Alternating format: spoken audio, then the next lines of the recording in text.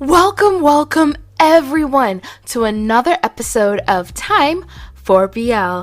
This is the podcast where we review movies, TV shows, novels, and comics, all in the boys love genre.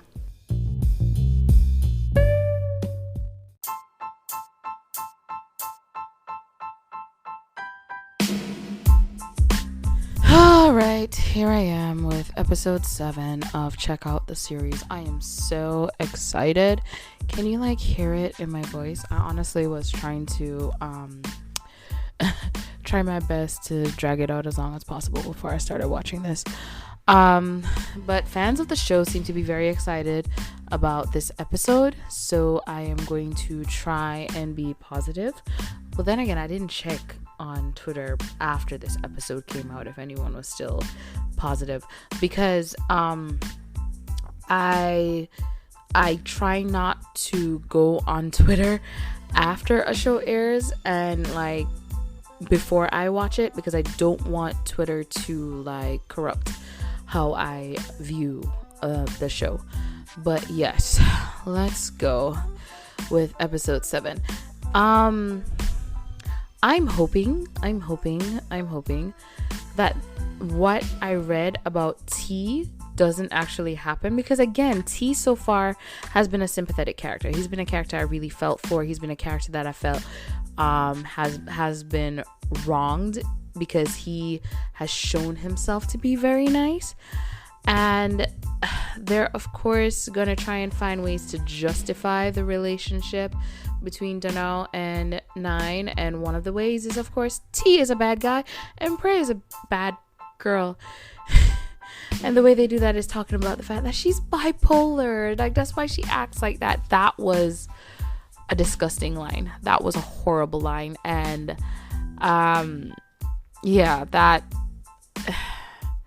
that definitely puts a lot of stigma on mental health, and that the fact that was even seen as okay I'm just really upset about it.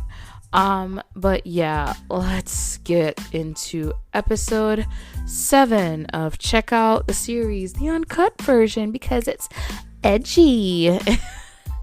So real quick, I want to go over the sponsors for Check Out the Series. And it's because I've been going over, was checking out the sponsors for Vice Versa, especially since they're connected to GMM TV, and I feel like the GMM TV has a lot more money that they can gain from sponsors, and a lot more brand partnerships that they can do with sponsors, especially since their actors are in so many of the ads for so many of the products, that I felt like there's things that they really could have worked with to incorporate in the storyline with Vice Versa even better. But now let's check out the sponsors for Checkout. We already know Dreamworld is a sponsor, and we know that because there was an entire episode fucking dedicated to Dreamworld. I really don't believe that was needed. They didn't need an entire episode at Dreamworld. I see that one of the sponsors is Skin Hospital. I can't wait to see how this is used. It's probably going to be one of the actors talking about what they want to do with their skin. Probably something about lightening their skin. And they're going to talk about going to the Skin Hospital. We might even see them visit it. Or maybe that will be one of the people who pays them for an ad. Who knows? Let's see. Air Asia, are they going to go on a flight? Is that what Air Asia is? Are they going to go on a flight? I guess we'll find out. I don't know what DV8 and Bangkok Land is. I know we've seen Shields. I believe we've seen Shields before. And I think the Nice NYCE, is that the package that they keep showing, but no one actually shows what's in it? Is that what that is? And Once Yachting, so I'm expecting an episode where they're out on the water, because it's called yachting and there's sails on those. Guy Laroche Paris, is that a clothing line or something? I don't know. I don't keep up with brands like that. And the new era for printing, so I'm sure that's Pantom's already come up or something, and I just didn't notice. So yeah, a lot of brands that, here's the thing, I like the way Check Out the Series incorporates brands in its storyline, with them being a media company and they're doing brand shoots and stuff for companies, or they're doing advertising for companies.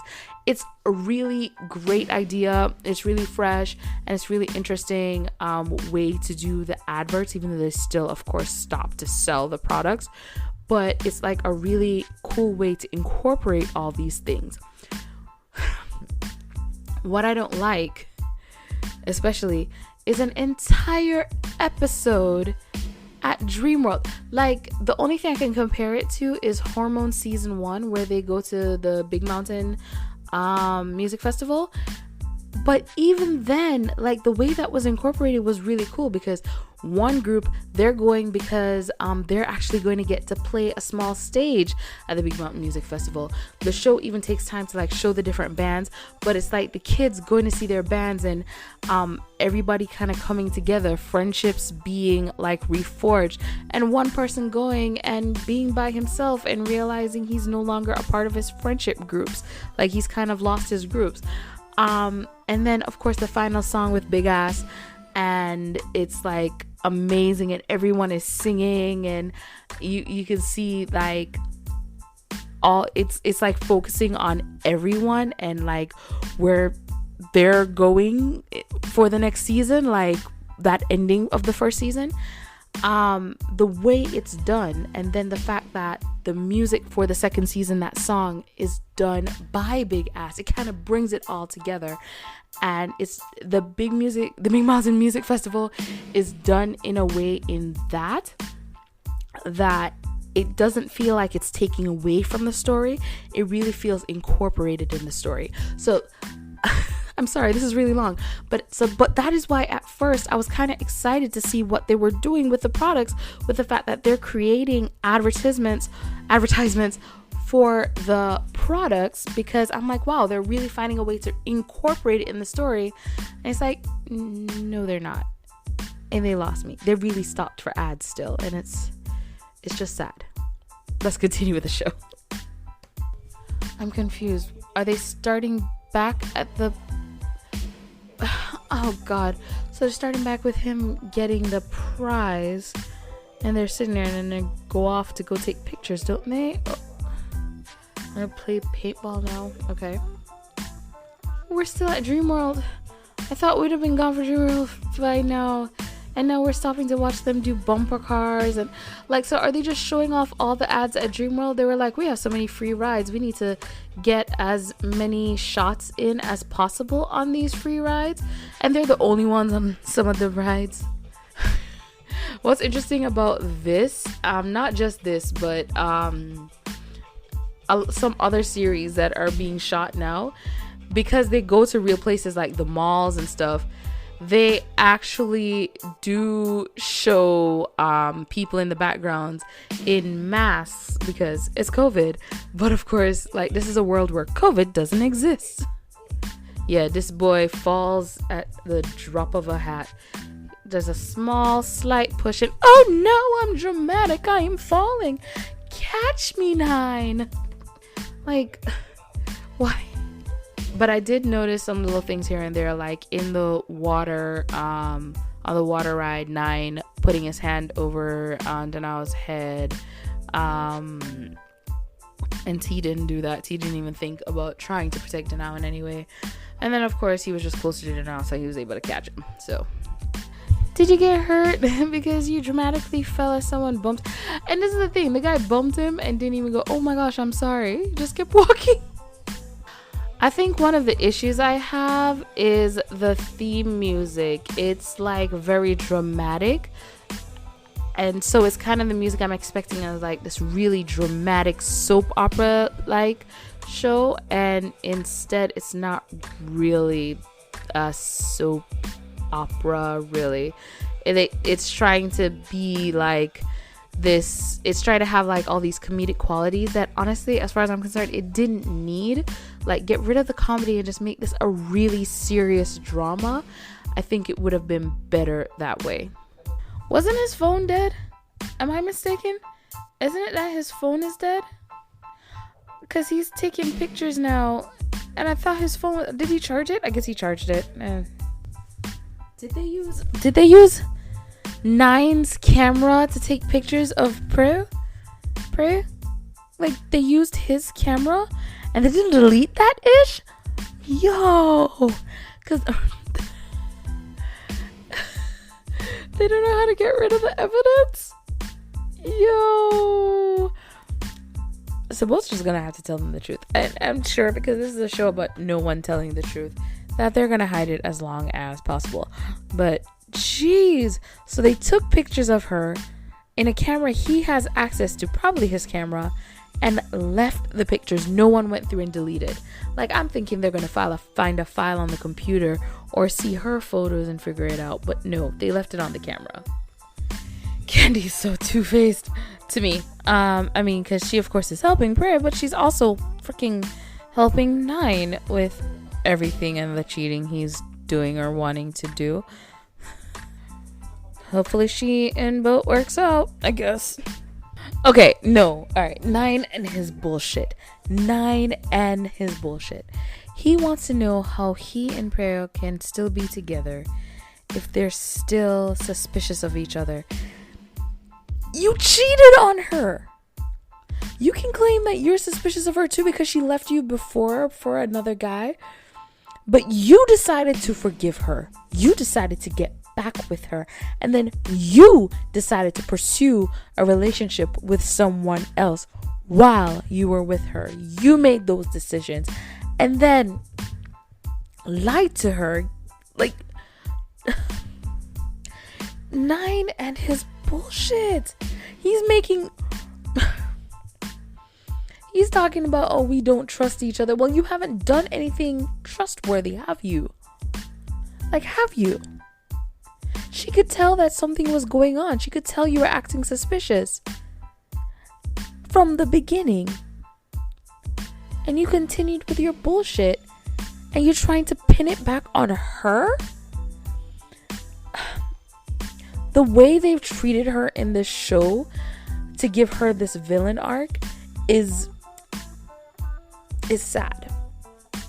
It's sad.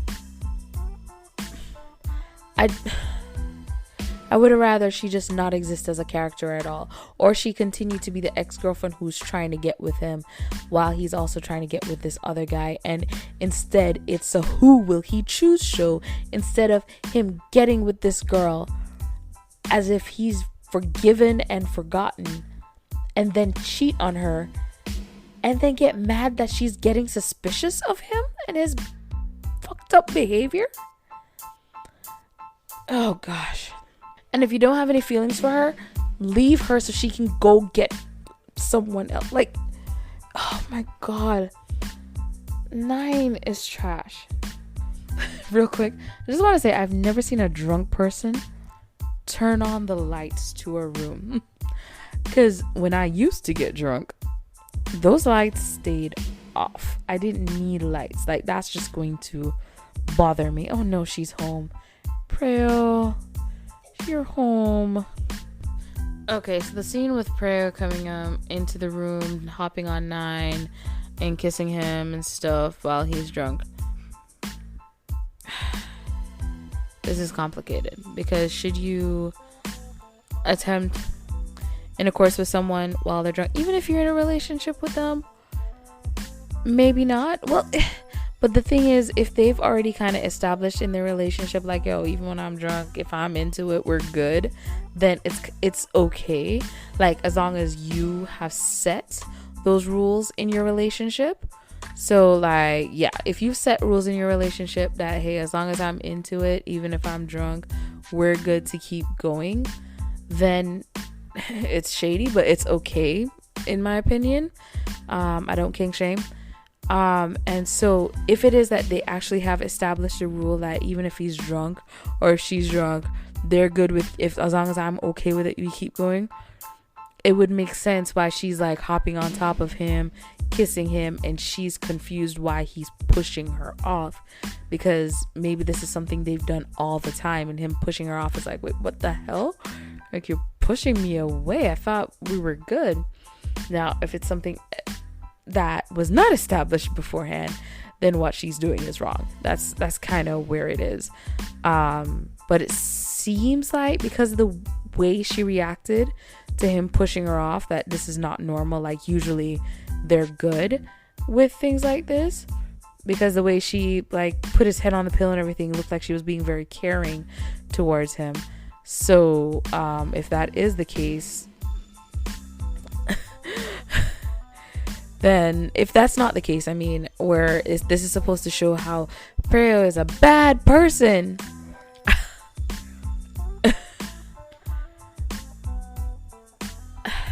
I can't even. It's like guy equivalent. It's like Pat from Raising Dion.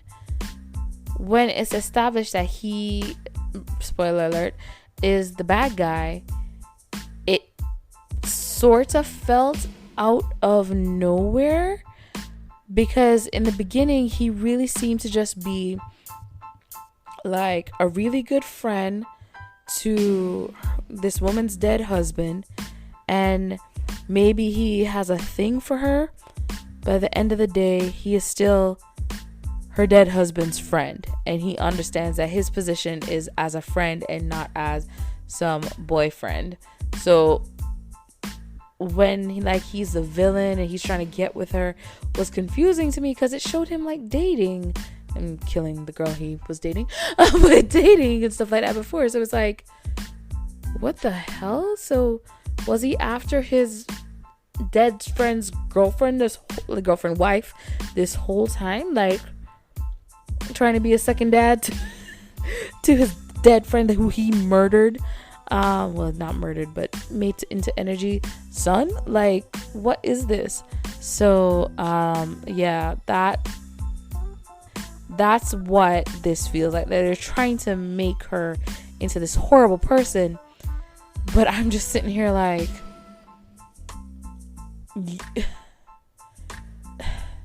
they're trying to make her like the chick from Together With Me, the series. I think I've brought her up before, because I think they did a better job in establishing her as a bad guy, where from the beginning, Yiwa is like, this chick is fake. I do not like her. She is fake. And then we see her facade unravel slowly, and we see how she puts on this facade for Knock, but then she turns into a different person when he's not watching. And because we see the facade unraveling, we know who she really is, and we know about the things she's plotted to try and keep Knock in her life, because he makes her look good. They're trying to do that, but they're doing a very bad job at it, because their main characters are assholes from the beginning. With Korn and Knock, we can see Knock really feeling sorry for what he did and wanting to make it up to his girlfriend, and then having these conflicting feelings, because he's realizing he really likes his childhood best friend, and he's trying to figure out how he feels and what to do, what is the right thing to do, to the point where he's like, I need to stop seeing you and really focus on my relationship with her. And then realizing, oh, she doesn't actually know anything about me. She doesn't seem to care about me. I mean, I told her I'm allergic to shrimp, and here she is feeding me shrimp. And so him realizing, oh, this isn't right, because she doesn't actually care about me. And then growing into a relationship with Korn. At least then, like, it made sense, because we actually saw the facade unravel.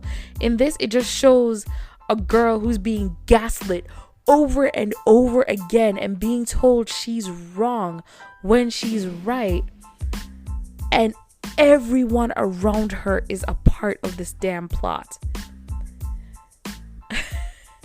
That's what I'm seeing. And it's and then the fact that they try to use mental illness as if it justifies the way she has been treated. Like, man. Oh, God. All right. Okay, hold on. All right. So, 9 has figured out Ice is the one who was taking the pictures of Freyo. Because Bullet is bad at taking pictures, which he has admitted. No. So he figured out that it was Ice. Ice doesn't want anyone to know he's good at taking pictures. They've agreed to keep it a secret. in this tiny room where everyone should be able to hear them talking. I'm supposed to believe that no one, unless the other guys have already put their headphones in already, there is no way they did not hear them talking. But also, and this is very important for me, that whole conversation with Ice where Danao is telling Ice he needs to get the work done, and then T comes in and is like, oh, Danao is very mean, like, are you sure you're gonna be able to complete the work? Why did we need that scene except for running past it? Was that supposed to show something? Was that, because I don't feel like it showed anything. Was that supposed to show some kind of interaction between the characters that made me go, oh, look at that, oh, look at that? Because I didn't feel that. I didn't get that. Was that what they were going for? Was there supposed to be like I'm going to use Kim Porsche as an example. The scene where Vegas and Porsche are in the bathroom and Vegas just starts to kiss Porsche. And Kin comes in, catches the whole thing, and chases everyone out.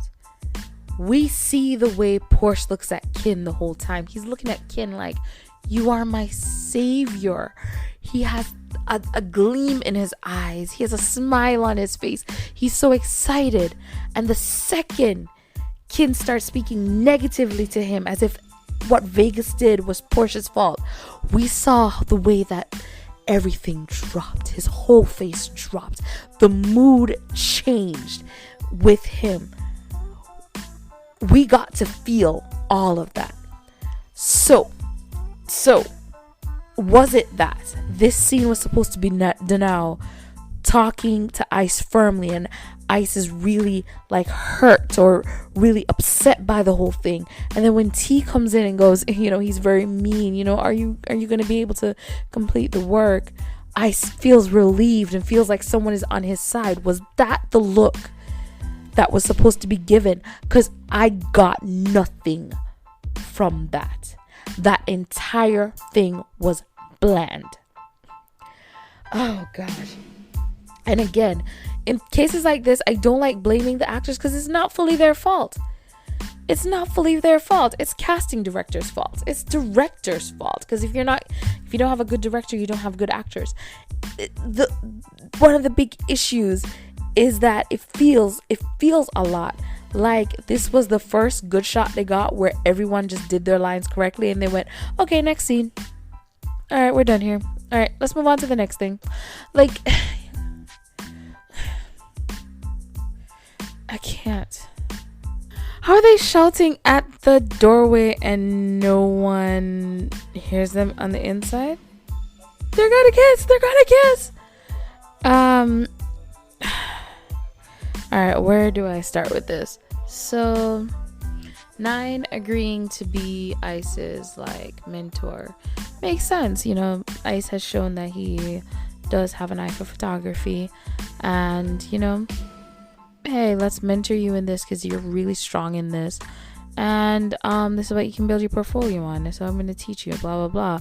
Here's how you set up a scene. All right, fix the lighting. All great. The fact that Danao is out there watching this, to me, this was so innocent and so simple that I don't understand how this is being misconstrued into anything else, especially since they should be able to hear clearly 9 explaining what they're setting up. All right, adjust the lighting. So this like whole what would this whole situation makes no sense as to why Danao will think it's anything but innocent. It looks innocent. There's nothing about this situation that's like, oh, okay, this could be something else. Versus y'all leaning on each other in there and falling asleep together. Well, I should be happy. At least they're not still at Dream World. Now that they've replayed that scene at the picture place again with Danao knocking into the man, the fact that the man just kind of looked back and just kept walking, and his girl is looking back like, yo, is he okay? And did she stay with him?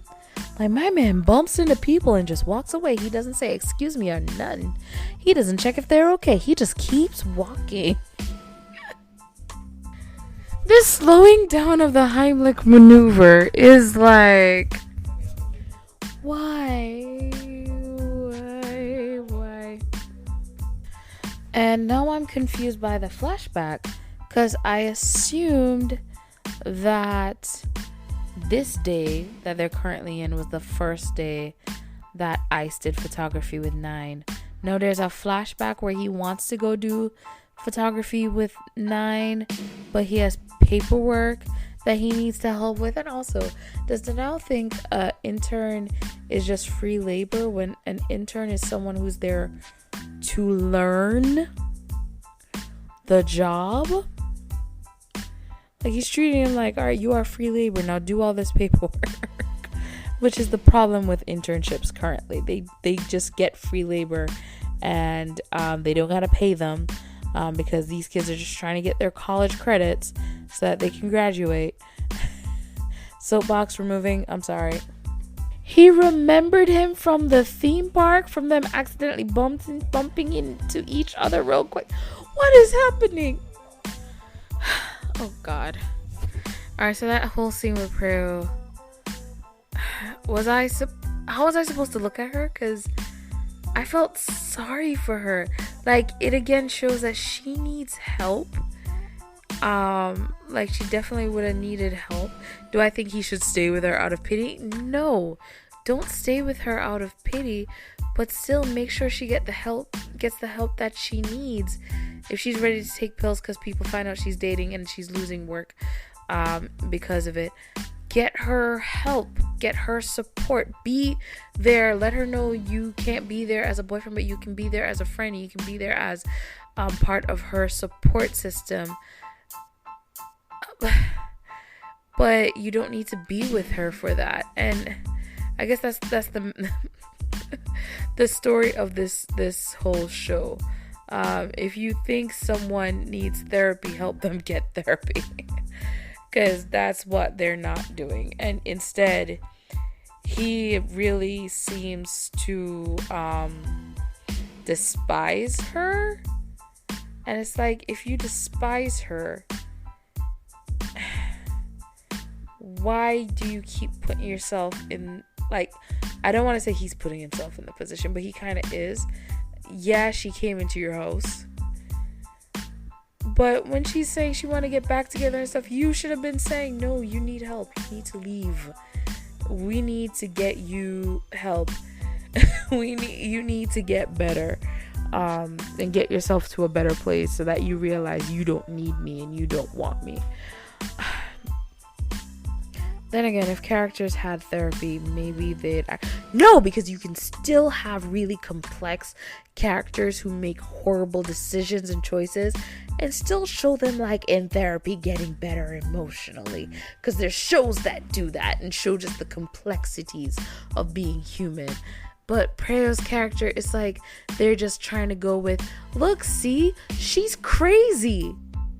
And I'm supposed to feel for 9 with that. Like, it makes me sympathize more and more with Preo and realize she doesn't have the support system she needs, and she's stuck with this bastard and that damn girl Candy. So T has finally caught them kissing. I've been waiting for this, because I'm like, T has to know that something is up. He doesn't seem like a stupid character. So yeah, finally caught them kissing. Will he actually say anything, or will he stay quiet and plot something? Let's find out. Okay, so real quick, they showed an establishing shot again, something they always do. They show the establishing shot of the exterior and then go back to the interior, and the guys are still in the office. This time I feel like it's supposed to be a different day where T is confronting 9 about Danelle. But I'm like, should have there have been something in between to show the day change? Like, could the kiss have been at night, like they were still at the office that night, and then we're seeing the next day, just to show the transition to a new day, and instead of me having to look at the fact that, oh, they're wearing different clothes, so it must be a new day.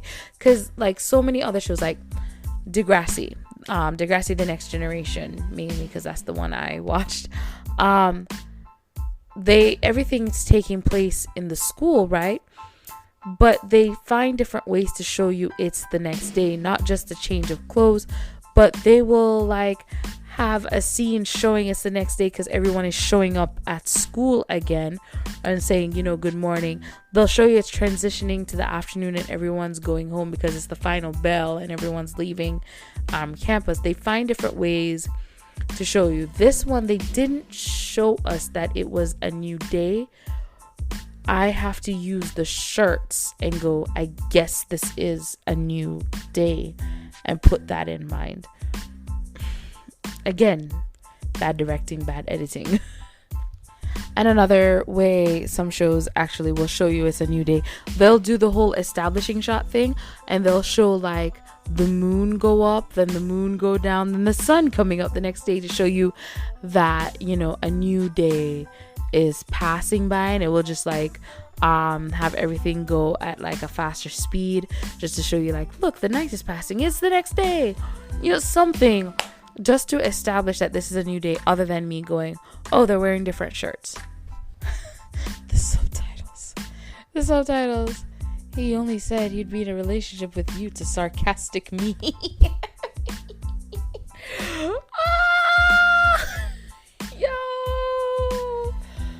He said he'd be in a relationship with you to sarcastic me.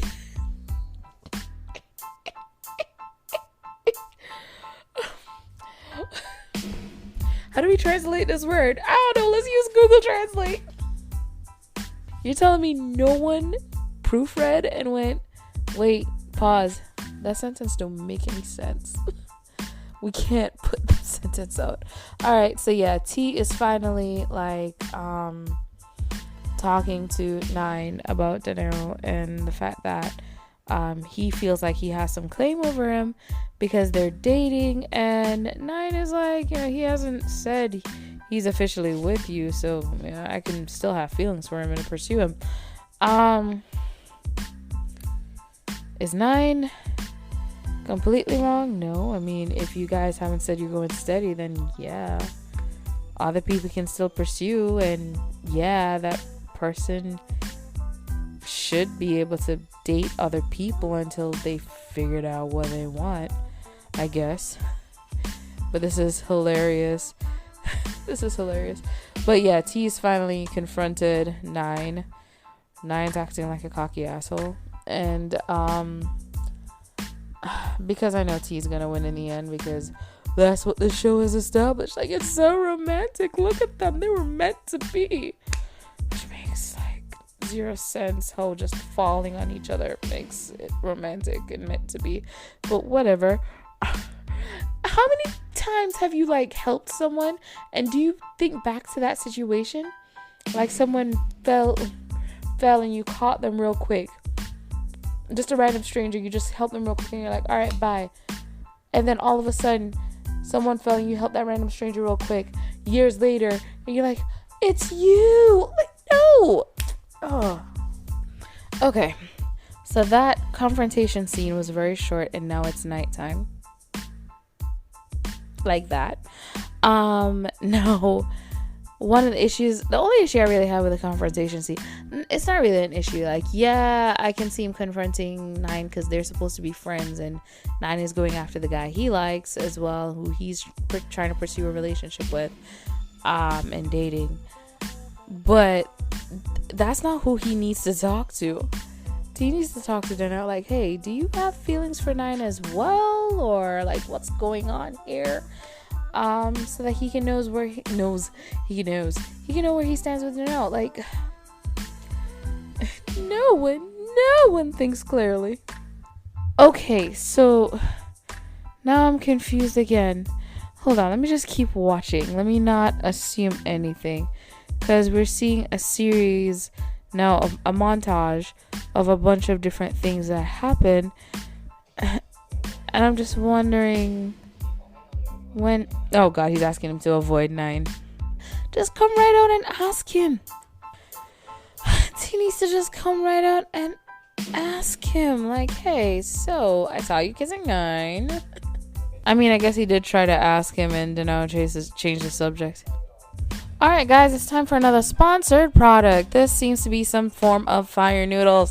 And they're going to show us not only how to prepare it, but how simple it is to be prepared even if you don't have a kitchen. All you need is a pair of scissors. We already provide the bowl. And you just open up the noodles and the sauce packet. Pour the sauce right onto the noodles with the seasoning and then pour your water. Now, is the water hot? Oh, you pour the water in 2 containers. You stack it back together, I'm guessing. Oh no, there's a heat thing that automatically... Whoa! This is magic in a box, actually. So you put some water in the bottom. You put that heat thing to heat it up. And then you put your noodles thing on top of that. It boils the noodles in the plastic container. And then you eat it. That's actually magic in a box, and I would like it. There's going to be a line about how delicious it smells. I know it. Oh, even better. He's describing exactly what it is and reading off the label. And how simple it is to prepare. You don't even need hot water. Look at all that. All right, so this is what I want. If 9 is going to actually pursue Dano, and 9 and T already know what's up, I would like them to both actually sit down with Dano and talk to him about it. And like come up with a deal with the pursuing. Like, either you're asking him to choose one of you right then and now, or to date both of you, and then whenever he's ready he can choose whoever. Or I don't know, y'all just keep dating both of y'all till y'all die. Like that, it is whatever it is. But like, it's also Janelle's fault he's not being honest as well. I wish he was being honest. But this whole thing is a mess. Yes, isn't this where we left off in the last episode, where there was a news article and then now it's finally coming up? Hold on. How far are we in the episode? We're at 53 minutes 26 seconds and it's now popping up. They're not even hiding anymore. There's just no hiding anymore. Like, Boat obviously knows. Ice now knows, because unless he's an idiot, but she was searching for Janelle's death. Did they just do that slow music playing and him catching? Oh god, oh boy, all those moments together. Anyway, T knows. Like, it's not even a secret anymore. They just out here. They should have just kept the slow music playing to even him walking in and then fade it out for when he starts talking to him. He gets slapped. Oh god, why is he crying over trash? This seems like a clear way to, I guess he also lied about the girl. And then T just pushes him aside. Oh my god, this whole thing. Oh. I guess this wasn't supposed to be funny, but I'm laughing. And then he's like half dressed, his shirt's like falling off. He's walking out with T. Oh, this whole thing. But this also seems like an easy misunderstanding to clear up. Like, he could have said, I don't know, these pictures are old. Something, I don't know. I agree with them no longer being friends. I agree with them no longer being friends, because Candy is shady and Candy is two-faced. Candy knew this whole time and didn't say anything, and this is supposed to be your friend. Like, hold on. Oh, pour the ice on her too. I'm okay with this. I'm mostly joking. It's never okay, but I'm okay with it in the sense that I can understand Preo's perspective of being so hurt by this whole situation that she is acting out. Why? She has zero support system. Again, I'm going to use Together With Me, the series, as an example. I can't remember this girl's name. I'm never looking her up. I just know we all hate her. But she had a support system, and her support system was telling her, like, oh yeah, this all makes sense. We're gonna get back at these guys, and we're gonna maintain our relationships with this guy and this guy and this guy, and we're going to hurt these guys so that he will get back with you. Like, she had a support system that was telling her this was okay. So in the end, we don't have to feel sorry for her because she's surrounding herself with bad people. Well, not entirely, not everyone bad, but and the persons who did decide to go away from her because they realized, okay, yeah, she's leading us down the wrong path. It made sense because she was getting her comeuppance. In this case, Prue just has no support system. Everyone is lying to her. Everyone is treating her like this. So of course she acts out crazily. She has no support. She doesn't have anyone she can trust. Her boyfriend is cheating on her. The person who's supposed to be her best friend is keeping secrets about the knowledge she has about the cheating from her. And I just feel so sorry for her character that no matter how they're trying to make her look evil, I can't get over everything else they've done to her. Everything else they've put her through. And I'm supposed to turn around and be like, oh, look at her. She's so evil. 9 hasn't really shown remorse. He's just shown that he has contempt for her. It's like, if you have contempt, why are you putting her through this? Why are you putting her through this? Just leave already. Kick her out. Change the locks. Like, if you need to be harsh, be harsh. But you're just dragging this on and you're putting her through more pain. I don't feel sorry for Candy. Not one bit. Are they sure Calvin Klein isn't a sponsor? Because I haven't seen a lot of Calvin Kleins. Did they blur her breasts a bit? Like, did they? But yeah, him putting back on their clothes, and like, you know, of course the whole crying, her kissing him while crying, trying to strip him down, stripping herself down, and him not, reciprocating her kisses and all that. And of course him finally saying, I don't have feelings for you anymore. It took a lot to get there. It took a lot out of me just to get to this part. Because it's something that of course needed to happen with them earlier, and finally he's reached his breaking point. Poor him. Like, but it also just shows how, I want to say, like, how desperate Prue is as well, because she's trying to hold on to probably the only person she thinks she has left, and he's not wanting to hold on to her because he's already mentally moved on.